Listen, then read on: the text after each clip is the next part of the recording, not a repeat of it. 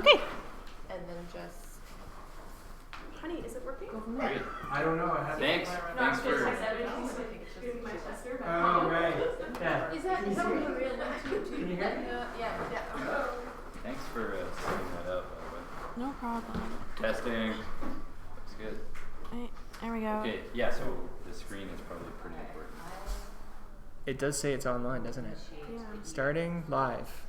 Cool. Can you see if people? I don't know. It's weird that it's not. Can you hear us? Okay. So you're gonna be our liaison between the digital world and the. Okay.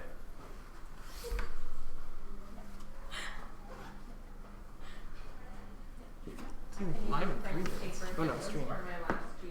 Stream help. Ah, there we are. Hooray! I'm like scratching my head. That's so funny.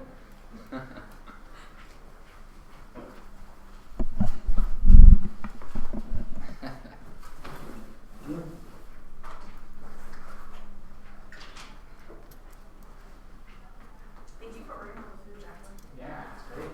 Yes, you got the dessert platter. Yes, and Yeah, I saw that. I'll wait till after the meeting to start eating. spicy one.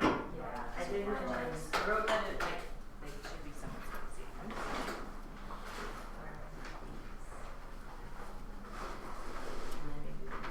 So I guess when it's like I can just stand here and do it.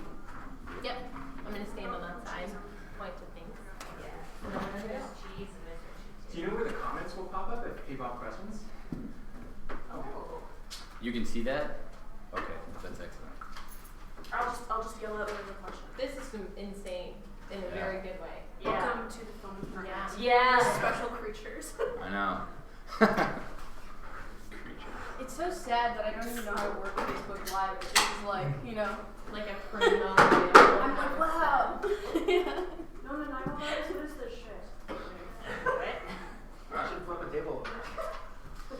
We'll make sure to put that in the collective agreement. I'll say no, this last CUPE workshop. Yeah. Cool. I just want to be on camera. You want to be on camera? No, I don't.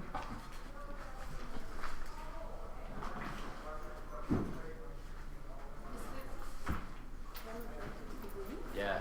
It's funny, it's like a little delay. So 30-second delay. Yeah. Just in case you go off the rails. We can shut it down. Immediately, yeah. Yeah. Is this also your guys' lounge, or no? No. It's one of our apartment rooms. Okay. And I got one for you, Jacqueline. Yeah. So this is the literature we put together on Fellowship Knowledge, just all of the basic facts and stuff we're going to be talking about the presentation. You think maybe you should run over to your lounge and try to entice people? Let us know. Sure. And then Where's the lounge? Oh, at the end? Yeah. That one? Examples. What's the code? I think there's a code, isn't it? Is it? Like, comes out at you as you're interested in and want to do some research with the marketing team on it. You just throw your name down here. Sure. Be collecting those. Those are for you too, Jacqueline. Oh, I think I grabbed these two, because I was like grabbing things. Thank you. It's been entrenched in how you operate in a meeting. You're just like, I need to grab all of the paper copies of everything that's up here. Yeah. So Lena just went to go round up some people. Lovely. And then everyone, I assume you've done a bargaining survey? You did this at the GSA, Yes. I think. Okay. Yeah. And then you've done it. You haven't? Nope. Yes. Yeah, so the surveys, if you could just Literally do them as we're talking, Yeah. and then we'll collect them at the end. questions are just as important to us as comments. So if there's any area of the survey where you don't like understand or don't have an opinion or want to know more about, Or why you're asking this question? yeah, why we're asking this question, let us know. Throw it down there as a question, and Yeah. we will get around to answering it. Sorry. Oh, no worries. We forgive you.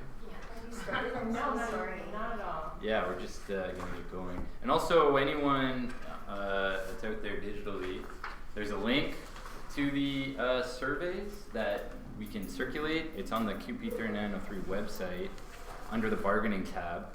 So just go to Unit 1, which is Teaching Assistants, and you can fill that out online. And those are really, we're getting a lot of responses. We're getting like, we're almost at like 20% of people. That's huge. Yeah, I know. We're going for majority because, you know, ideally some of the stats and some of the numbers we're going to crunch into a graph and show the employer. And we'd like to be able to say like, we'd like 100% completion rate, but like as long as we can even say like half the people or 1 in 2 people. So the completion rates really matter. So just encouraging people to fill that out as we go along. Okay, so we're just going to get started probably in a minute. Okay, trying to start with introductions? Yeah, okay. So we'll just get started here. So thank you so much for coming. It's a little short notice, but it's also a good way to wrap up the year. So the 3 of us stand before you. We were the elected negotiators for our collective agreement. The collective agreement is expiring August 31st. So next year will be what we call a bargaining year, which happens every 3 years. We have to renegotiate the terms of the contract. So although you got the contract and it's there, that thing is completely useless come the August 31st. And then we totally negotiate a new one. So let's do introductions. So my name is Justin Panos. I'm a 6th-year PhD student in social and political thought. I'm Chelsea Bauer. I'm a 3rd-year PhD student in history. Sure, I'm Leah Nasser. I'm a 3rd-year PhD student in political science. Maybe we could just go around the room and people just let us know your I'm names. Claudia, 2nd-year PhD student. Great. I'm Lauren, I'm first year MA in art history, and I'm holding the ATA next year. Awesome. Great. I'm Jacqueline Driscoll. I'm 2nd year MA in Cinema and Media Studies. I'm David Gurhan. I'm a first-year PhD in cinema and media studies. I'm Carolyn, 2nd-year PhD, cinema and media. Okay, awesome. Yeah, we waited till everyone started eating before Yeah. we started going. Okay, so what we're going to do is we're going to give you an overview, especially for incoming students or new students. This is all the stuff that you have access to, and surprise, you have rights. And you have a lot of them, actually. So we're on the screen, we're just going to go through what the contract is, some major parts, and stuff that can really actually benefit you as you pursue your academic pursuits. So let's, just to let you know, we are an undergrad student-centric union of educators, student educators, and researchers who care equally about the student education and the community. And also, Unit 1, when we refer to Unit 1, those are people that are part-time employees registered at the university, but are full-time grad students.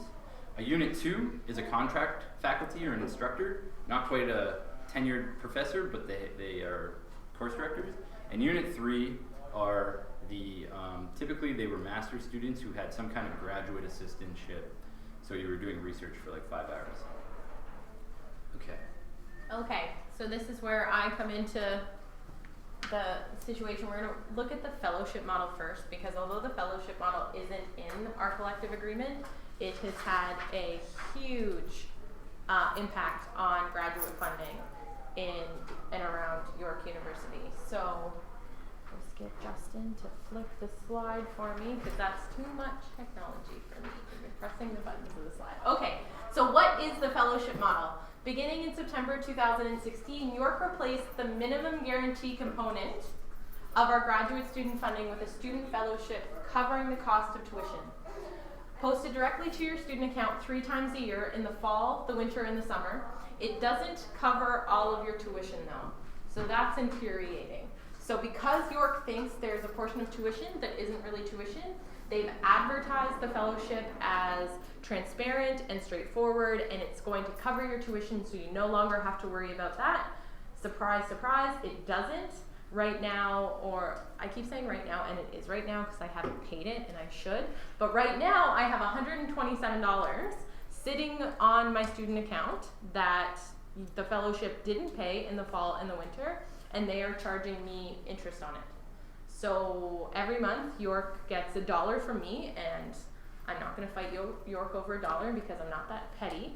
But when you think about everyone sitting in this room, if we have this money left on our student accounts, York is gaining a lot of interest from it, like income from interest from us. So Some fees aren't covered, interest charges added up. Please check your student accounts regularly. York kind of banks on us not being interested or just taking what they say, what they're saying at face value, and make sure that all of your fees are covered so it doesn't come back to bite you in the ass later. All right, so there are 4 main scenarios under the fellowship. Domestic PhD is $18.01 a semester, and tuition works out to be about $18.48. So the $18.48 is the referenda fees. It would be like the fee that YUGSA gets per student. All of that stuff is not covered by the fellowship. The domestic MA and the international MA. So these are tied to, particularly for the international, tied to tuition. But for the domestic, what it is you put, you get this three times a year, once per semester. It pays your tuition, and then whatever is left over you get, and that's yours to live on. So that'll be the same thing for the summer. The problem is that scholarships, RAships, and other work assignments from York University can alter or change these numbers on a very individualized basis. So we'll talk about clawbacks in a little bit, but what this fellowship does is it really gives complete control to your faculties and to your departments, and to control the funding for each individual student, which is super problematic because there's no collective action when we're all being individualized. All right, so we're going to break the information around the fellowship down. We're going to focus primarily on the impact on Unit 1, but we're also going to talk about Unit 3, and then we're going to be looking at the connection between work and funding, the minimum guarantee and summer funding, and clawbacks. So the connection between work and funding, what the fellowship does is it effectively severs the connection between work and the funding we receive as graduate students. So what this does is, it used to be as a TA, your minimum guarantee was directly tied to your funding package that you receive, which came to you through being a TA. What this does is it allows York to offer incoming PhDs fellowships without any work. So although right now in Unit 1, the fellowship is only covering the minimum guarantee component of our funding, in departments with low enrollment, like my home department of history, we don't have enough TA-ships in history particularly to cover all of the income, like to employ all of the incoming PhDs. So what this allows York to do is York doesn't have to continue offering TA-ships to incoming PhDs who are not already in the priority pool. So the priority pool is what guarantees you funding for 6 years, no matter what your letter of offer says. So York recently started sending it, it was in my first year, started sending out letters of offer where they only outlined funding for 4 years. And everyone panicked. They can't cut our funding for 4 years, to 4 years. This is a big deal. We were told, like, don't worry about it because we have the priority pool language. Once you're in once you accept a TA-ship in your first year, that guarantees you a TA-ship and effectively your funding from that TA-ship for another 5 years after your first year. That's in the collective agreement. That guarantees you your funding. So without the union work funding link, graduate students lose out on numerous health and benefits. Once you're not in once they don't offer you the priority pool, like they don't offer you a first year TA-ship, that's not necessarily something that we can grieve as a union. So the priority pool language, and that's really where you see the hit that Unit 3 took, was because Unit 3 has no priority pool language. So if you just want to play, so students with disabilities will be the hardest hit by these changes. Not only will they lose the extensive benefits that being a member of 3903 grants you, but they will also lose out on extensions based on disabilities, mental health, all of that kind of stuff. So just to see the priority pool language and to explain it a little better. So priority in the allocation of available teaching assistantships shall be given to full-time PhD students who are at the time of hiring have held one teaching assistantship or portion thereof, whether as a master's student, as a PhD student, but not more than 5 full TAs as a PhD student.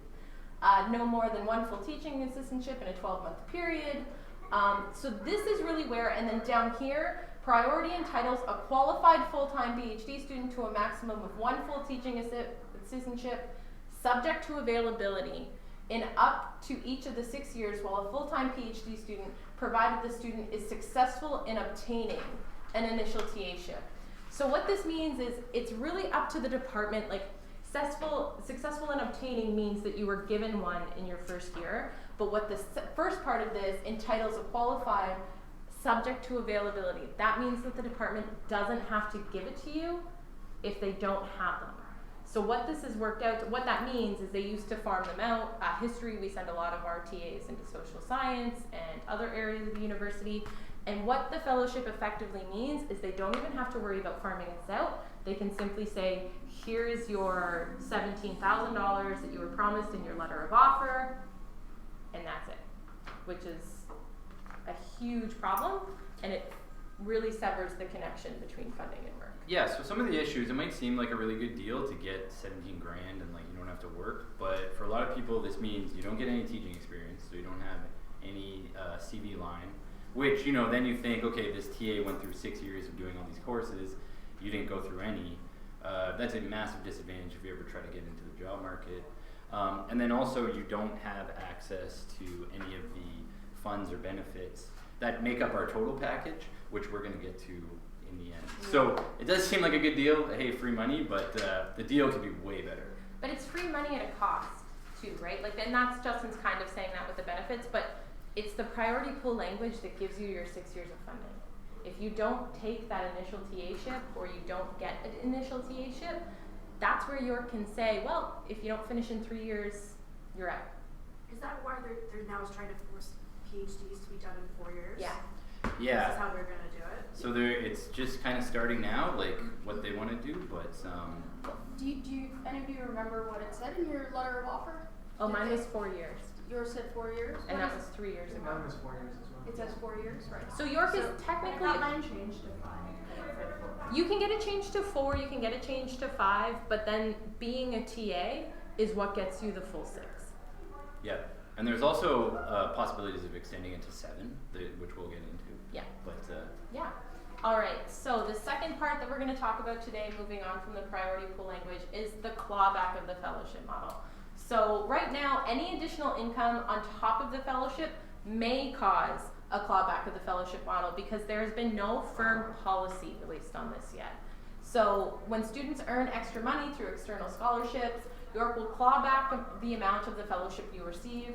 And if you get extra work, York might claw back funding because we don't have any language around this protecting us. So an example of this was previously, if you got an external scholarship from OGS or from SHRC, you would lose your minimum guarantee because York's argument for that was the money's being paid from the government to York and then York pays a portion of the money itself and the government pays the other portion. York's argument was we're already giving you the money through your scholarship, you don't also get it through your minimum guarantee.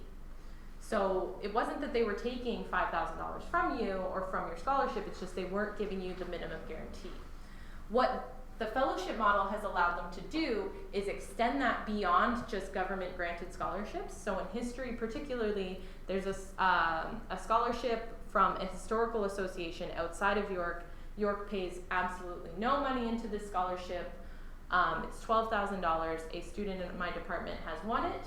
And York argued that that put them above the minimum guarantee, so they no longer got a fellowship. What? Yeah, so York, although York's paying absolutely no money into this, effectively what it does is because the student has won external scholarship at a substantial sum of money. How is that permitted under this collective agreement, though? Like, just because the fellowship model has changed, it hasn't changed the collective agreement. Well, that's effectively what the problem is there's no firm policy around that, and in our collective agreement, in the language around the minimum guarantee, it says the minimum guarantee can be in the form of a fellowship. And their argument has always been that if you get a substantial sum of money, it affects your fellowship, or it affects the minimum guarantee. But York is banking on loopholes here.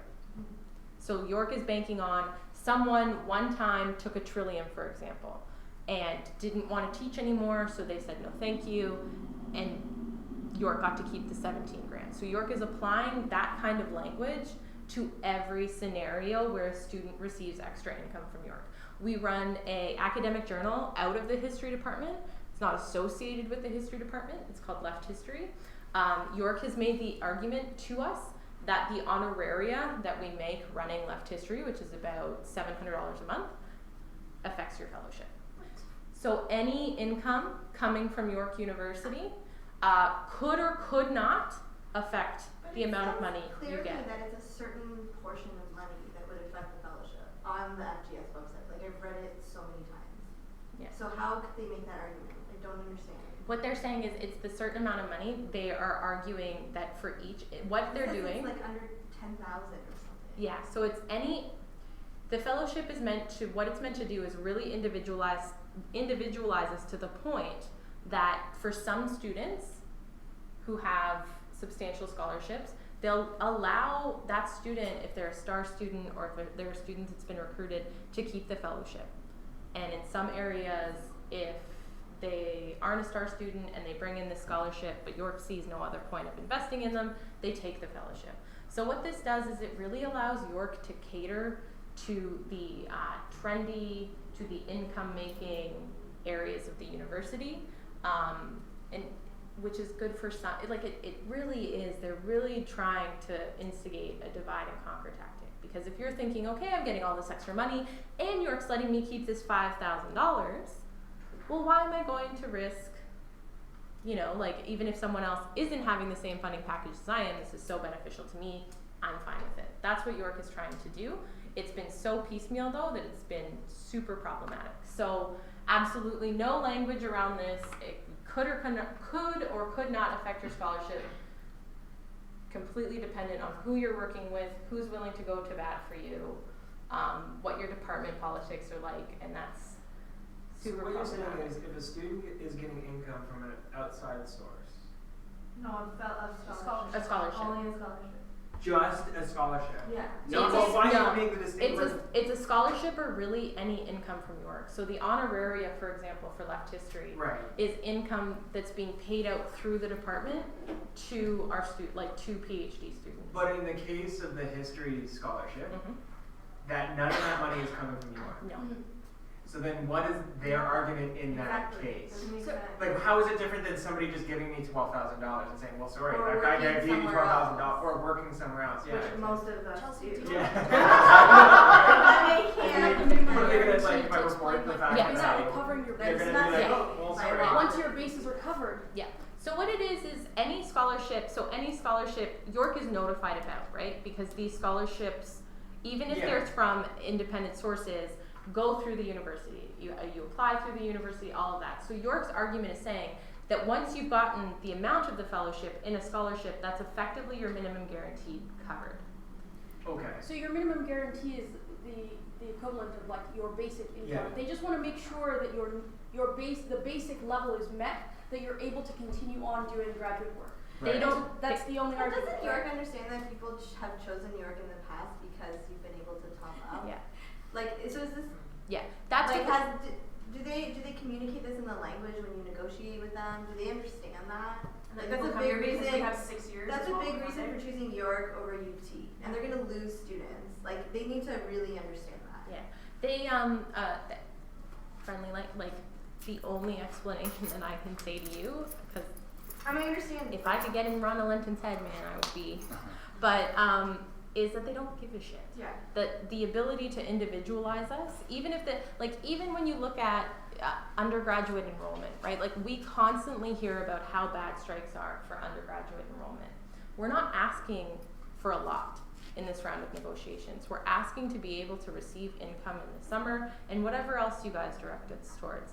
But they'll make the argument, well, a strike will hurt undergrad enrollment. Undergrad enrollment is going up for the first time in 3 years. Everything looks great.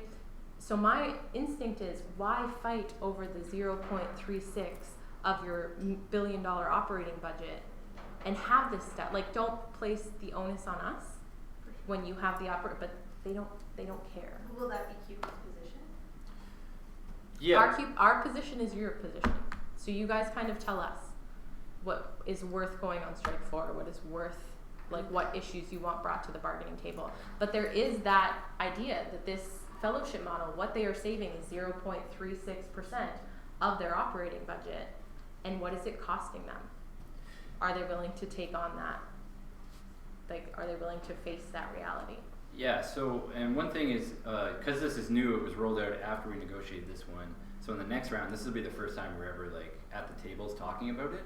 So this is why we're doing these like kind of workshops where we collect information, people fill out the surveys, we get a sense of what's going on, and then we're going to try to write language that will protect everyone, right? And you know, you could do things like grieving, or you could do things like filing a lawsuit, but it's really actually at the negotiating table where the only place in North America where you can sit across the table from your employer as an equal and talk about the work without there being any reprisals or anything like that. That's like basic labor law, and that's where we think we can actually make the most Well, gains. that's what the idea is. So that's why we're educating. What we're facing in this round of bargaining is not only do we as a bargaining team and as a union now have to make sure that our members are educated about the contract that's supposed to set the terms and conditions for our work and our funding and all of this, but we now have to go one step beyond that and educate you about this completely other thing that isn't in the collective agreement, right? So the idea is we educate you and our other members about this, and then we come up with ways as a membership to begin to include the fellowship as part of what we bargain around. Yeah, and the one last thing we've heard from some members that they've taken on like an RAship or maybe an additional TA-ship because it's a great opportunity, it'll help with their research, and then they're like losing that minimum guarantee. So you're actually being penalized for like For taking on extra work. for taking on extra work, like building your CV line or doing something with like someone you really want to work with or like something like that. And so that's like just Or really winning a prestigious external scholarship, right? Like that's so lose half of a $12,000 scholarship because York has decided that, you know, like you're living barely above poverty. We're doing everything that we have to do for you because you've gone out and found other resources. You're matching that on your own. We can take away what was promised to you anyway. Yeah, so it's definitely like a really backwards policy that you get penalized for actually like trying to excel as an academic or whatever like you're really interested in, things like that. Okay, so let's go to the summer. Okay, so the summer funding and the minimum guarantee. So Unit 1 members will no longer be receiving a monthly income in the summer as we did when we received the minimum guarantee. So I say monthly income because what York will argue to us, if we were to go to them and say, you have to pay us in the summer, it's in our collective agreement, they will come back and they will probably say, we are paying you in the summer. You got $1,800 posted to your student account. So we have to frame it as we will no longer be receiving a monthly income the way that we once did under the minimum guarantee. The minimum guarantee was $5,225, and Unit 1 members would receive that sum divided up equally over the 4 summer months unless they requested to get it up front in the fall or the winter. York takes your minimum guarantee now, so takes the money that was your minimum guarantee and uses it to pay your tuition in these 3 installments.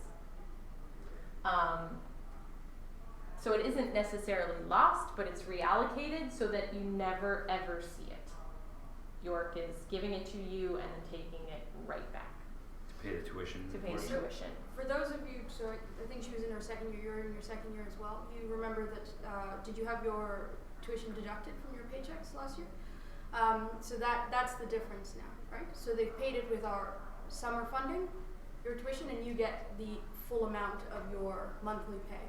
So your paycheck should have increased by about $400 a month. It was $464 used to be deducted off of every paycheck because that's what would pay our fall and winter tuition. And then you would receive this money in the summer, and you could also have the payroll deduction set up to take it off of those. York has effectively removed our choice in that matter and has said, we're going to pay your tuition with the minimum guarantee as a fellowship. Fall, winter, and summer. Right. Okay. Yeah. So York's response when we said how are members of our community supposed to live for what is effectively 5 months without an income, and the response was budget better. But how can we budget better if we can't even work outside? Well, that's exactly it. So Yeah, visa students can't get jobs, right? If Well, you're Toronto here. students can't even, like us, you can't even get extra jobs within the university because then they'll claw back the rest of your funding. yeah, exactly. You can't get extra jobs. Like you can't get extra jobs within the university without having it possibly affect your Fellowship.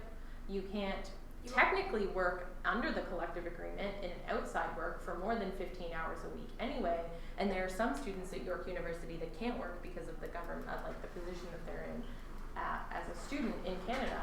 And so for York to say that all of this stuff, like for the solution, all of these different situations to be budget better is just completely fucking ridiculous. It's demeaning.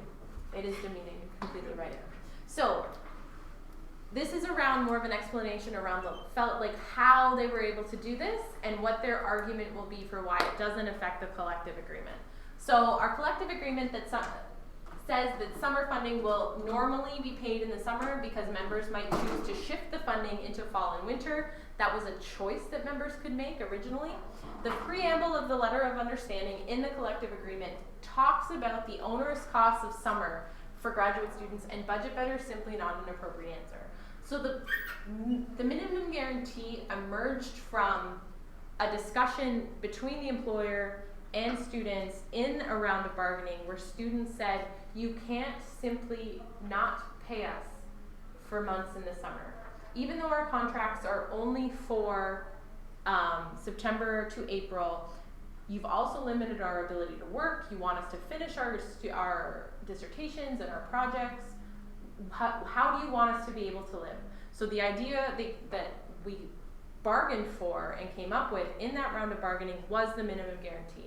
So that was part of your income that you used to be paid from April to September, or from September to April, was now being held back. The university was hanging on to it and then giving it out in the summer. So the idea that they've effectively taken what was bargained to make sure that we could live in the summer, to take that and then turn it into something that directly pays your tuition from York University is completely ludicrous. So the language in the CA, and like we said, limits the ability of graduate students to take on additional work outside of the university, as York views this as a distraction that limits our ability to finish our degrees in a timely manner. So the minimum guarantee, the way that the minimum guarantee was set up is it was still technically attached to work, because what we used to get with the minimum guarantee, you would receive your minimum guarantee because you were effectively taking a non-working RAship. So an RAship is when you focus on research that is in your field and a professor is paying you to do it. A non-working TA-ship is basically a fancy work funding connection between going off and getting 4 months to focus exclusively on your dissertation.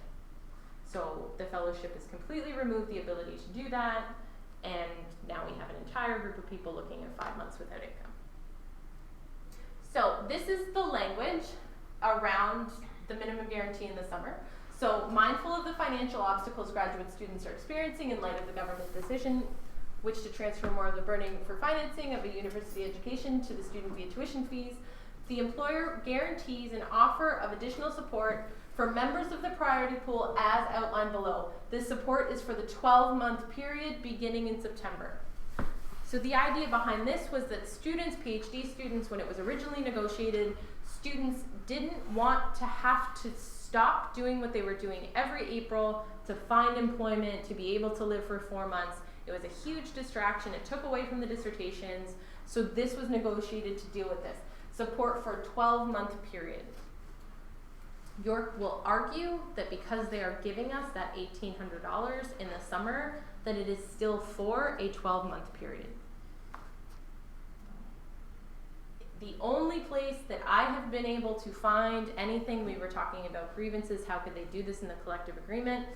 All members of the priority pool who are eligible for the minimum guarantee shall be informed by September 15th whether they will be offered a GA, TA-GA, or RA activity for the fall, or if that funding under the minimum guarantee will be offered in the winter or the summer terms.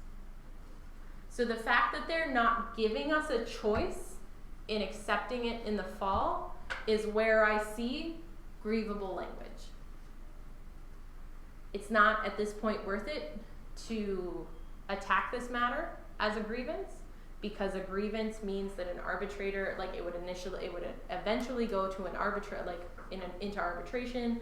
A mediator would look at it. The most basic interpretation of this, they would probably say that the fellowship was fine. We want this to be settled at the bargaining table. because that's where we have political power. So instead of forcing us to live under this thing that you came up with that completely affects the connection between work and funding, let's negotiate it into the collective agreement. That's the way that we're looking at it. So, and then the fellowship model, so the impact on MA students in Unit 3. The fate of Unit 3 this year shows us the failure of the fellowship model.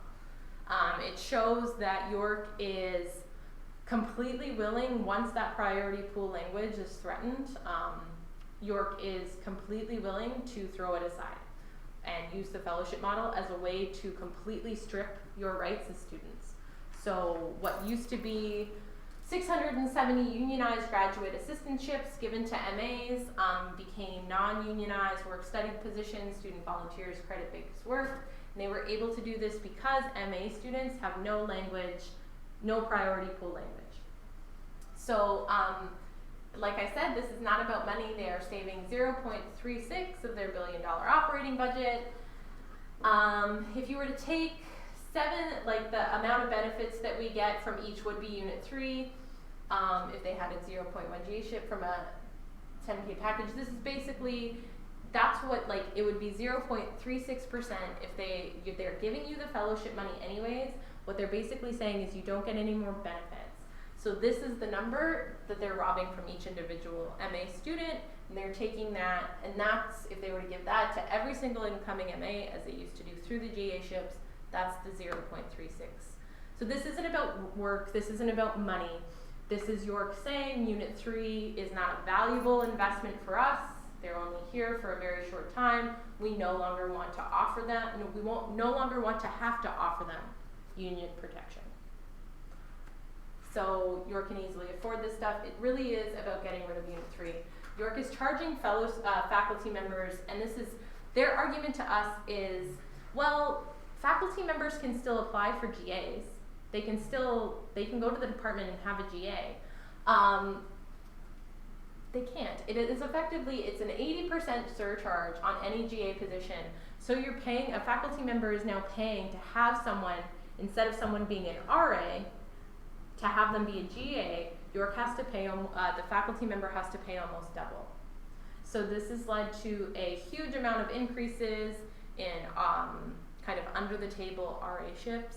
I would imagine that there's a huge amount between kind of student and supervisor directly. I know that I've had several people on my committee approach me for under the table RAships, which is just fucking hilarious because look at who I am. But it's that kind of thing where a UFA member has very limited resources as well, unless they have a super huge grant. They're not going to be able to pay an 80% surcharge, almost double, to hire someone. And so it really isn't about work. It's not about, the student experience. This really is about not wanting to invest anymore into Unit 3. Is that new with the fellowship? Mm-hmm. I guess the question is, previous to the fellowship, it was possible for a faculty member to hire outside of, to hire a GA, Mm-hmm. they would belong to the union. Yeah. But it wouldn't cost them. It would cost them the same amount of money to hire a GA that it would cost to hire an RA. Right. And now yes. it's 80% more. So now what has happened is RAs are non-unionized work. Yeah. They want to make these positions Mm-hmm. non-unionized, so they've made it super expensive to hire a unionized employee as opposed to a non-unionized employee. Is it possible to unionize the RAs? It's tricky. I think no problem. We could probably do an organizing drive and get them to sign up, cards and whatever. But the problem is with the Ontario Labour Board is defining the bargaining unit. It's easy for us to just be we're part-time people who are full-time grads, and that's what a TA does. But with RAs, usually they've tried this, and usually the Labour Board RAs wants a better definition. Yeah, of what happens with RAs is RAs normally work. You're given an RAship if you're doing work that is within your field of study and directly benefits your own research project. Right. So a supervisor-student relationship, you're probably working in very similar areas. There's a lot of gray area there, right? For York to make the argument that it is an RAship.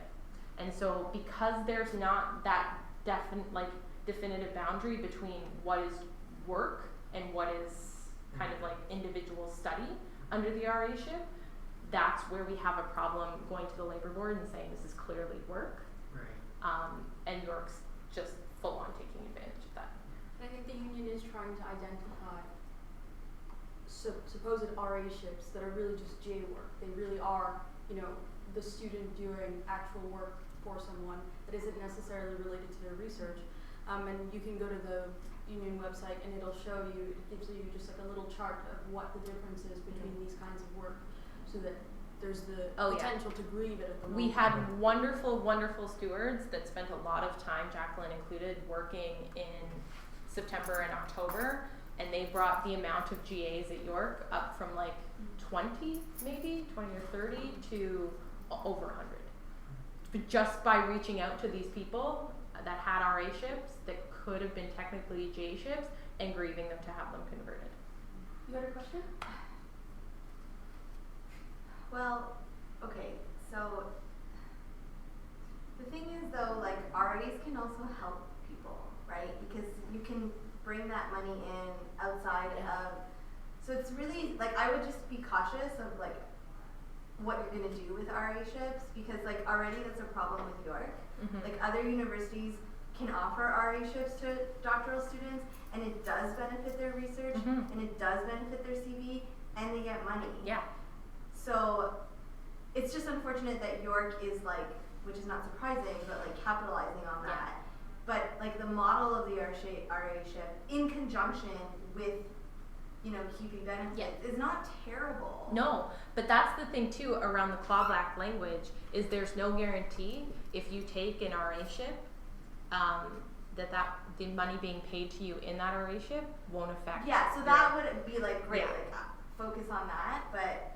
Oh, we don't want to eradicate RAships. No, we because very they much are so helpful we to very people, much like RAships. Professionally and financially. We want York to follow the model of, you know, like don't force incoming MA students to define their research boundaries in accordance to it to fit within an RAship.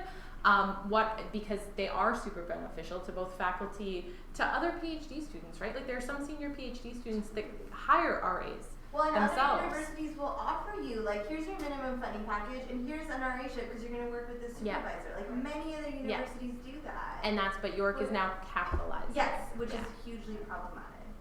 Right. I just want, I would hope that the CUPE, like, membership understands the difference between those two things. Yeah, I just wanted to add, it's still on FGS's website where they're, like, FAQ about all stuff including RAs, and they're like, if you receive an RA, these funds may be in addition to your minimum funding. Like, it's like may or may not, it doesn't mean anything. It's that ridiculous, like, give us firm boundaries. And that's the problem, is they're not giving us firm boundaries, they're not telling us what doesn't count and what counts, because I'm sure that there are students that have RAships that it's affected their fellowship, that York has said, well, you've got $2,000 coming in from this RAship, so we're only going to give you a fellowship of $3,000. And I'm sure that there are some students that have been recruited or whatever and have been given additional income from the RAship and received their fellowship, right? Like that's the problem with the fellowship, is the minimum guarantee is exactly that, a minimum guarantee. A minimum guarantee, everyone at York across this campus, if you are in the union in Unit 1 or Unit 3, you get a bare minimum package of funding. You get a bare minimum standard of income to base your living on. The fellowship is not the same. The fellowship now is your income, what your funding package is under complete control by FGS, by your department, and by administration. Yeah, so it's about power. It's about power, exactly. Okay, any questions on the fellowship before we just kind of switch gears to something else? Okay, anything pops in your head, just shout it out. So I just want to talk about the workload of a TA and also the benefits that you have access to. And so all these you can find in Article 10 of our collective agreement.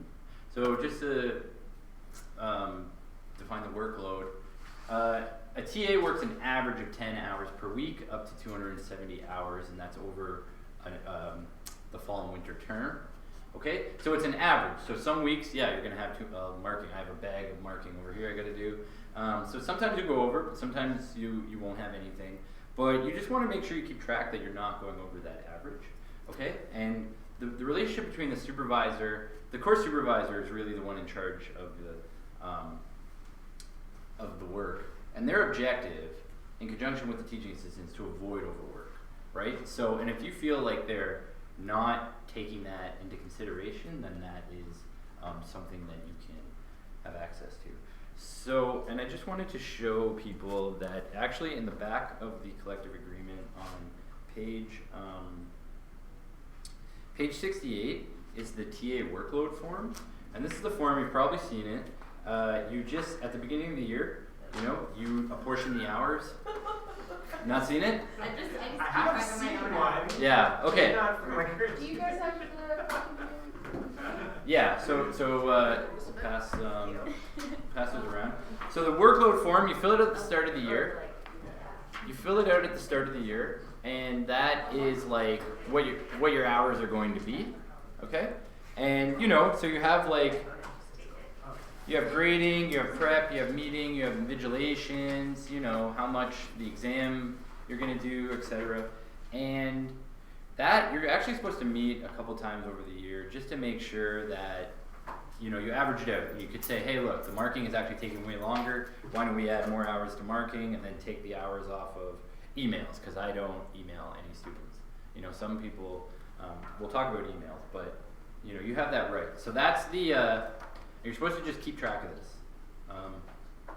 Okay. Now let's say you feel like you're actually going over, or you do additional hours, or you're like, I'm way over 10. Here's just the steps you would take. Okay, so first you just send an email to your supervisor and be like, you know what, I think I should get some additional hours because I worked really hard this week, or you know, every week or whatever. And this could happen if your prof is like, lots of profs will do small assignments, like they'll do a lot of like 4-page or 8-page assignments, which students probably like better, but that's a lot of marking, right? So you're getting papers like every week, every other week. So what you do is you shoot your, you tell them, you know, I think I'm going over my hours, I could do it, maybe I need some additional money. You really don't want that to cut into your school time or whatever else matters in your life. Then, so you do that, and then the dean will approve it because they oversee the budgets. If, you know, you're not getting any success there, you go to your chair. And then if not, then you'd file a workload grievance with our awesome staff. And just some other rights that you have are 10.2.7 says that if you have a defense, an exam, a conference, a deadline, you don't actually have to do your marking within 5 days of that date. It's marking or teaching as well too. Yeah. So on you. either end? Yeah. Anything on this list, like you don't have to do it within 5 days of something really significant, because as graduate students, we're here to get out. We're here to like, whatever. We're on a mission, whatever that is. And like, so a lot of these things, like, you know, your milestones for your course or your academic presentations, professional development. So you have 5 days, and then with marking, or submitting grades, you have 3 days, right? So if you're like going to London, England for something, and you know you have to get your grades in, you do have an extension. Okay, so just bear that in mind, because I think a lot of people don't recognize that. And if you're working in the summer as a TA for a foundations course, and sometimes you get a half, and then someone else will do a half, those TAs actually can plan on how the work's going to be distributed. Because, for instance, whoever gets the early one, let's say you work the first half, probably the person in the second half is going to get most of the work, right? The final, marking the final papers, things like that. So if you're a half TA, if you get a 0.5 TA in the summer's foundations, just make sure that you're not getting all the work backloaded or front-loaded. Okay? So that's just the steps, you know, and there is like, obviously, you know, you're going to your supervisor, your chair, your dean. There's like a big fear of reprisal there. So very often you would just come to staff, and staff would be able to like coach you through. So it can be hard, right? Like there's a power imbalance here that we have to recognize, especially when a lot of us are working for the people that also control or have say in our own academic work, right? So at any point, you know, you're hitting these things, a grievance where you don't necessarily have to sit there and say all of these things directly to your course director, to your supervisor, to this person who can clearly use the power that they have over their own academic career. You don't have to have that awkward conversation. You can come to staff, you can explain what's going on, and they can deal with it and take it up for you as agreements. A lot of the time, course directors that I've worked with have been super understanding, but it's not across the board. Yeah, the other thing, you could also go to your awesome steward. You have Jacqueline, and Jacqueline can go on your behalf and just be like, hey, we know exactly what you're doing. You're not paying people for this. And, you know. I thought Cody was our steward. Very fair there. He is. Oh, yeah, Cody is the steward. He actually is either still in Montreal, he had traveled ways, and I just got emails. Jacqueline is the chief steward. Not anymore, technically. Okay. I was, yeah. And the other thing I just want to put out there is with your emails, you totally control how much emails you want to send to your students. You just set the policy at the beginning of the year, and you're just like, look, you got to give me a day, or I don't do it on weekends, or you could just say, I don't do emails at all. You know, some people do that. But that's in the collective policy. that's in the collective agreement. Yeah. It's protected. You don't have to use email to contact your students at all. That's Yeah. in the collective agreement. You only have to utilize technology in a way that you feel comfortable with. Yeah. So that's just some control you have. So let's just talk a bit about the benefits. So this is really what sets our contract apart from other contracts, and why it's, I think, arguably far better than the fellowship model, is we have basically 5 planks to it. And it's pension, dental, long-term disability, drugs, and vision. So with the long-term plan, you know, you get injured, you can't work. Well, lots of people get thrown into poverty because they get long-term disability, you know, their knees or their back or something. So if you just had a 4-month contract, you're covered under the plan, and you know that's just an insurance claim or whatever. But we do have a long-term disability plan for people. And if you do go on disability, this is one instance where you can get extra funding to complete your year. You're allowed to re-enroll, you're allowed to extend priority pool, etc. And also, just to let you know, all these plans are governed by our Labor Management Committee, which is an advisory board. And most of these plans, too, have like a little governing body where we elect people every year just to oversee them. So that's just something to bear in mind. Like, and usually you get a honorarium for that. Like, could be like $1,000, could be $1,200. So it's just actually extra stuff that you can do to earn money, or just like participate in self-governance structures, which are Will really. that affect our minimum? No, No. because it's paid through the union. York Yeah. doesn't get to see it at all. It's only things that your check would be. So the clawbacks would come from something that, like, York writes a check for, or gets posted to your student account. So that's the problem with a lot of these external scholarships from like historical associations, or like the Center for University Women in Research does fellowships and funding, but all of those go through York. So York doesn't pay any money, but York posts them to your student account. Okay, the group drug plan and the paramedical service is something people really, really, really appreciate. So we get 100% coverage for prescribed medication. And whereas if you are outside the union, you get 80% covered through the Graduate Student Association. So 80% is okay, 100% is obviously the best. So that's something. And then also paramedical services are, you know, something outside of a hospital or a traditional doctor. So you can get like counseling, physiotherapy, because we're academics, we're sitting typing all day or whatever, massage, chiropractors. And so if you're like, let's say you just use it for counseling, you can only claim $2,000. But if you were to do like counseling and you go to registered massage therapy, you get up to $3,000. We're actually trying to change it. I don't know why, it's just really arbitrary. That's just $2,000 for one service. It's just really an attempt to stop you from using the whole thing. Yeah, totally. Like, yeah, some. Amazing. Like, our benefits package is amazing. Yeah. Yeah, so this is something like, you know, when we're looking at our surveys. Yeah. No, totally. It's. Justin, did you say it was the best in North America? It is. One of the Yeah, best it in North It is. I America? used to work for the federal government, and it's better Better. than the federal government. Yeah. Like, way better. Yeah, because it's so simple. Because it's just like, you know, $3,000 and you can just go go all the way up to it. Where a lot of them are like good, but it's really complicated and tricky. Yeah. This also covers your spouse or partner too. You know, you can throw them on. Yeah. So that's really great. So the vision care. And just a question, and it's like, with a spouse, they also get like 3,000, right? It's Yeah. not just, oh, you gotta split 3,000 No. between. It's No. like, They get their own. yeah. Yeah, so every person in there, every person gets, like, if you were to have a spouse, or you can even bring on dependents, right? So children, and they all get exactly what is outlined in the package as individuals. Yeah. You had a question. Does it have to be a married spouse or could it be common law? Common law is fine. My partner, I'm common law, so it's that's also really. It doesn't even have to helpful. technically be common law. So what it is you have to prove that Sun Life has some qualifications that you have to meet, but it's really rather simple. It's you prove that you share an address, you both sign a statement recognizing that It's like you're a declaration that yeah, you are- declaration that you're, so it doesn't even have to be 3 years technically common law, like you don't have to be common law in the eyes of the government, and they still can be brought onto the plan. It's just 1 year, like the common law thing, I think. Is it? Yeah. It is 1 year. Yeah, and you just make a statement. It's super easy, and yep. I think there is a date though you have to do it by, so they're enrolled. Yeah. I think that's like the only stipulation. Yeah. So I just want to welcome 2 people that just came in. So thank you so much for coming. So I'm Justin.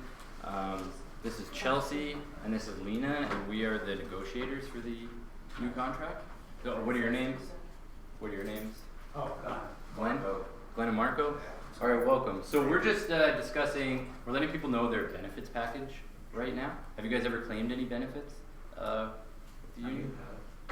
Maybe. Yeah. Okay. You don't have to tell us what you claim. We just want to know. I don't know. I just haven't found the right pretty phrase. Sir, Yeah. what year are you guys PhD 2. in? MA2. MA2. Okay, great. I'll just backtrack really quick. So our health benefits, well, there's 5 planks to it. You have vision, drugs, long-term disability, dental, and a pension plan. Okay. And just to let you know, as long as you've done 4 months, you access the long-term disability plan. So if you hurt your back, your knee, whatever, you can get covered on that. The next thing, you have 100% drug coverage, and you have up to 3,000 for any counseling, physiotherapy, massage therapy. So all you got to do is just call Sun Life and just say, "Hi, I'm Marco. Hey, I'm Glenn. Put me on the plan." Yeah. So do that, because I went to the dentist without doing that, and I had to pay the dentist.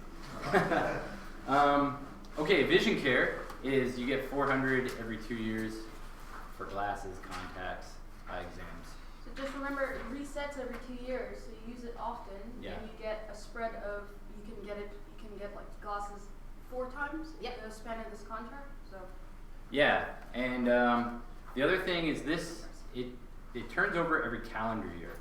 So you want to just make sure you use it all up by December 31st, and then it resets. It's not like the term or the fiscal year. Okay, and the dental people indicate is probably one of the best ones. Is you get $3,000 every year for oral exams and certain dental procedures, not orthodontics, and like cosmetic stuff. And just watch out for the York Lanes ones, because they're the ones that'll try to really upsell you when they know when you come in with your union card.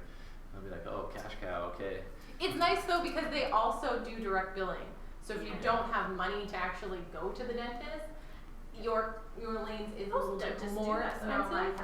Yeah, you have to be very. It takes a day for me to get my Yeah, you have to be careful. But York Lanes also does direct billing. Which I've is just mapped out all of the places that I can go to that'll Direct billing? directly take the cut, Yeah. and it's, When I found out about this, I was in second year, and I went right to the York Lanes, which is like taking my wisdom teeth. And they did. It was awesome. Yeah, it was. Take them right now. So just make sure you're pre-signed up. You have all this. That's part of your contract, and you can submit stuff online, and it's actually super easy, like relatively, just to put your claim in. But I wanted to ask, has anyone done Sun Life and it's taken a while? You had like a long time or an issue with 2 weeks? But Okay. honestly, like, it's the best plan I've ever had in my life. Okay. And Yeah. I can, That's good, because we're just trying to. Yep. I had an issue where I was kicked off. oh yeah, Oh. Sun Life. And why is that? Do you know why? I think it might have been CUPE's fault. Okay.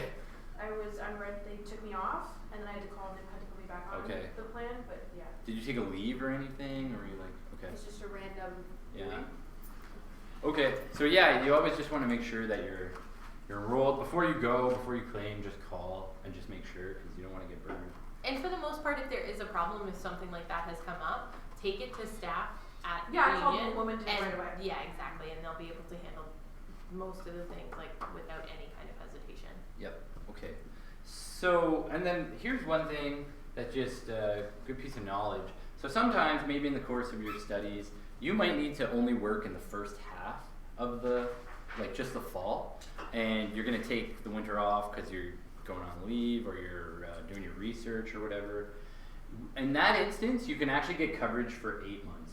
So at the end of your contract, you get covered for 5. So let's say you end in April 30th, that's the end of your contract. You actually have coverage up to September.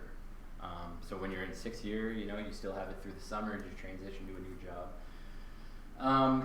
But if you do like front load all your work, you actually have 8 months of coverage. So that'll take you all the way to your next contract. So we know a guy that's, he lives in Montreal, so he just puts all his TA work in the fall, and then he doesn't have to come in the winter. So he gets this sort of 8-month coverage. But just bear in mind that between the 5th and the 8th month, you have to pay yourself and then submit it once you get another TA job. So it'll retroactively cover costs accrued between 5 and 8 months. Yeah. Once you have a new contract again. Yeah, and yeah, so just bear that in mind. The 8-month, the 5 to 8 month period, you might have to eat those costs. Okay, and the last thing was like the Labor Management Committee governs all these plans. So we have like it's an advisory board between people we elect at the union and the employer, and it's like they advise, and if they're going to change anything, they have to bring it there. They have to submit any changes in writing. But it's advisory, so it's like not really super binding. This is what's binding. We also have a number of like different boards. So we have like Committee on Ethnic Race Relations. We have an Employment Equity Committee that just makes sure enrollments, jobs are not going to one particular demographic, that people are represented. So again, and I just want to bear in mind that there's a lot of committees at the union, and you could join one. So they're like, you know, adjudicating child care funds, they're adjudicating extended health benefits. So, you know, you meet a couple times a year, you process everyone's things, you get an honorarium. It's a good way just to make money and participate in a self-governance body. Any questions on the benefits or the committees? Just Yeah. a clarification. So that extended, the 8 months extended benefits Yeah. only covers these benefits and not, for example, I don't know, like a professional development fund or like the research cost, like the funds that are offered. So like if you're in that gray area where you're sort of in that 5 to 8 month gap, Yeah. not part of the union, but let's say you go to a conference Yeah. or something and you know you have a contract, you won't get coverage for that. Do you know the answer to that? Because I know it doesn't, I know for a fact it doesn't cover the child care fund. It doesn't No, cover. no, it really depends on the language in the bylaws around the Right. particular fund, but I think a lot of the funds are only open to active members. Right. So you are still, when you say you front load, so you work from September to December and then you have 8 months off, Yeah. you are still a political member. You can still come to union meetings, you can still vote in union elections, but you're not actively paying dues. Right. And it's your actively paying dues that gives you access to the funds Right. for the most part. You still get benefits for up to 5 months Right. or 8 in between contracts, but I believe it's being an active member that allows you to submit to all of these funds. But what I would recommend is if you are front loading your work, make sure you apply for the child care in the fall, because we don't care if you're no longer a union member after in that year. Yeah. So if you're applying in September, knowing that you're only going to work from September to December, I sit on the child care committee now, so our bylaws, we recognize that happens, and if you apply and can prove in September that you have work, that guarantees you the other 2 installments of the child care fund. Yeah. There's stuff like the extended health benefits fund, you can apply as long as like you have like our plan. Yeah. Like it does extend, I think think the only one that would really have, like, that would be a huge issue with would be PDF and Ways and Means. Right. Because those, I think, are only open But to. even the childcare thing, even the childcare, I don't want to make this a personal thing, but even the childcare thing, it doesn't account for if you're backloaded, right? So if you can't prove in September that you're not an active member, then you don't get it for volume. No, because childcare you apply every 3 months. So if you don't front load, but you backload, right. apply in the winter. Right. And then okay. you would get it for the winter and the summer. Just not for the fall. though. Just Just not not for for the the fall. fall. Yeah, but you could get it still Right. for the winter and the Right. summer. Yeah. Okay, so we'll talk a little bit more about the funds. We just wanted to go over Article 4, which is the harassment discrimination part of this collective agreement. So we cover most forms of harassment, like gender, sexual, gender identity, racial and ethnic. And these are just in conjunction with the Center for Human Rights, which is an organized research body at York. And we just try to, and if you feel like you're the victim of any of these, we have a mediation process. So you come talk to staff. You can talk to TFAC, which is the Trans Feminist Action Caucus. And we have a number of bodies that will just help you navigate this and make sure you get what you deserve. So sexual harassment is just unwanted attention. It's an implied or clearly expressed reward. It's the threat of reprisal, and it's also just creating a negative work environment or study. So if anything happens where like students in your tutorials or other TAs or even your employer, you really just want to go to staff or TFAC, and they'll just help you navigate this. I don't know why this is centered the way it is, but racial and ethnic harassment follows sort of the same principles and structures, and it's making jokes, physical gestures, abuse, exclusion, and then differential treatment. And we have like a number of committees that like watch just to make sure that hiring doesn't, differential treatment in hiring, things like that.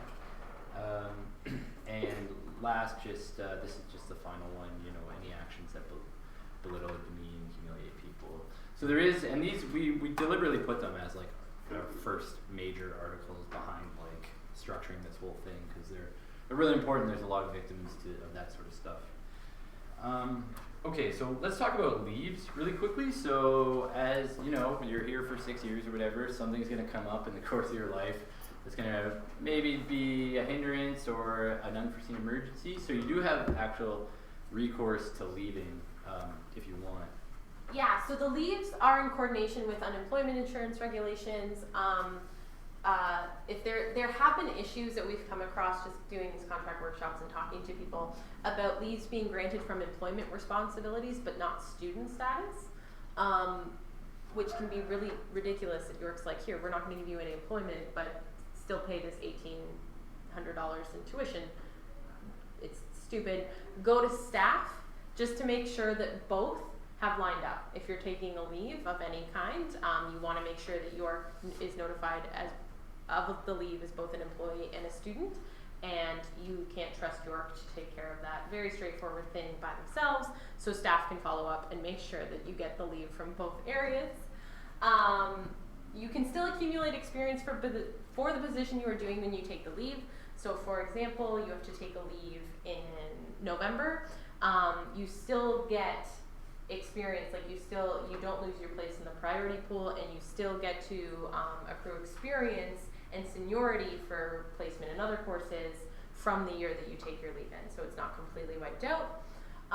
You're still eligible for benefits when you're on leave, so if you're given leave, you still get all of your Sun Life benefits that you get from being a member of the union, and when medical proof is needed to support the cause of the leave, the employer is actually required to pay for the proof. Alright, so we have several different kinds of leaves. I'm going to go over them really quickly.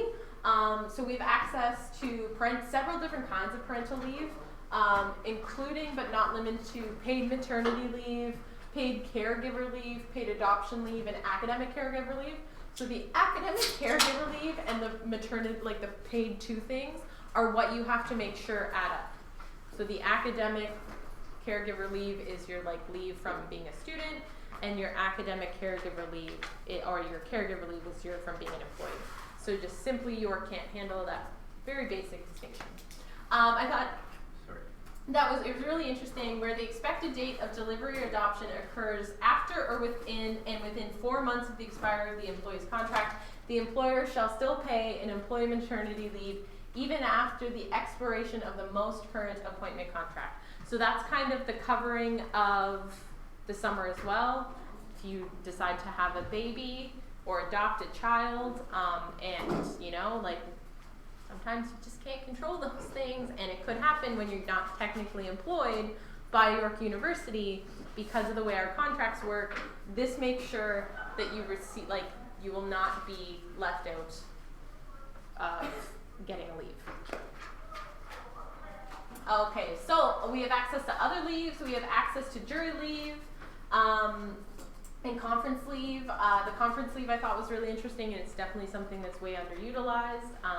If you have to present at a conference and need a time off to do so, you can do that beyond just kind of like negotiating with your fellow TAs. If you cover this tutorial for me, I'll cover this tutorial for you. If that's not something you feel comfortable doing, you can have leave to cover it. We also have the option for transition leave. And then in the event of an emergency not covered elsewhere in the collective agreement, we also have, so if there's, you know, it's an emergency you don't feel like necessarily disclosing to York, you just need to not be teaching at this particular moment, you can be covered under the emergency leave. Then we also have family leaves. So we are also eligible for several different kinds of family, including leave for family illness, which is covered by the compassionate leave, allows for 8 weeks off at paid salary, and then we also have access to bereavement leave if in case, unfortunately, there's a death of a family member, which is really good.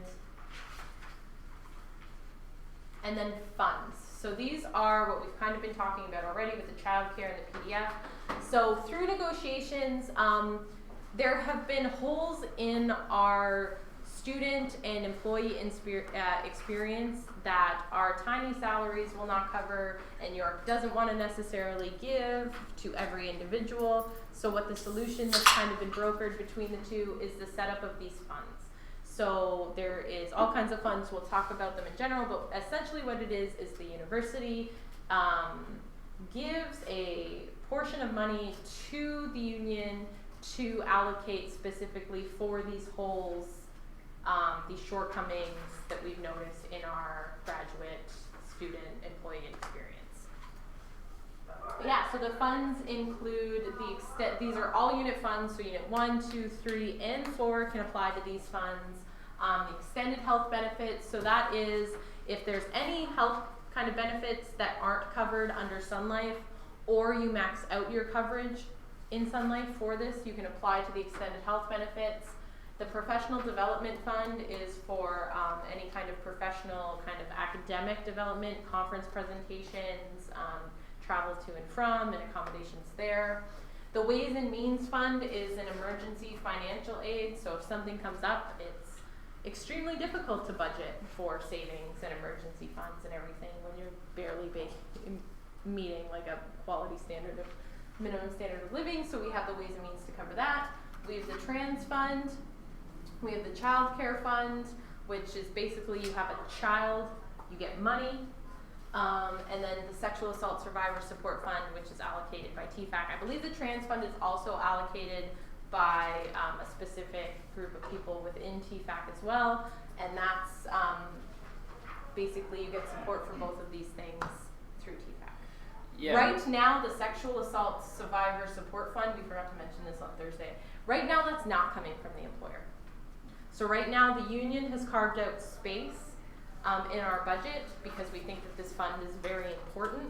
It's part of TFAC's operating budget, but we're not receiving any money from the employer. This is something that we want to bring to the employer, to the bargaining table, and say, you've taken a great interest in sexual assault on your campus. Literally put your money where your mouth is. Yeah, so the other thing is also members run and get elected to adjudicate these. And so that's something you can do just to get involved, or it's an extra way to make money. You know what I mean? You just sit on the fund, you read the applications every 3 years, and then you adjudicate the money.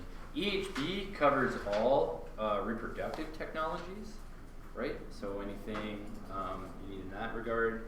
And professional development fund's really awesome. Like I went to London and I got the majority of my flight paid for and stuff like that, right? So I believe the PDF is up to $600 a year per union member can be allocated.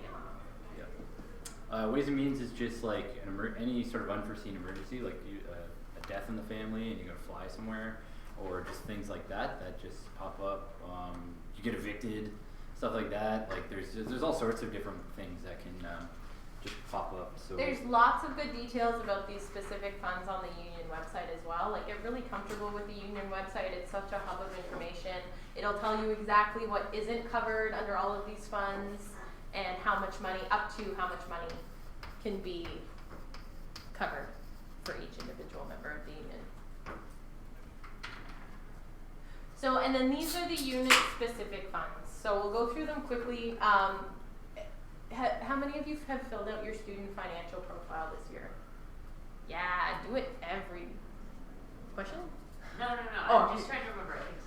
I didn't in my first year because I was also a York undergrad here, and I was like, oh, that's an undergrad thing. Why do I have to do it? And I'm like, well, because you get access to this shit through the student financial profile. It's not necessarily a lot, but there's money sitting there that York has promised to students, and if we don't apply for it, it's not going to come to us.